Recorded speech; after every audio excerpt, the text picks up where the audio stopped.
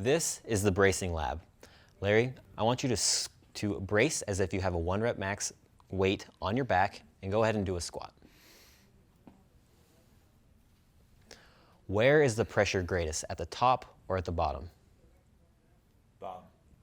It's greatest at the bottom. Pressure changes throughout movement patterns, especially when we are bracing.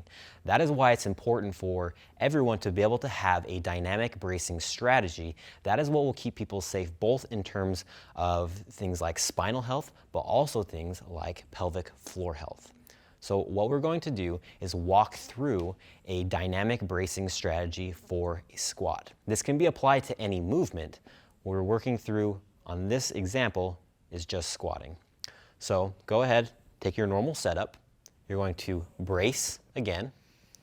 And on your way down, you're going to actively exhale 3 to 5% of your breath. Go ahead and do that. Good. Same thing on the way back up. This active exhale is not a release of pressure.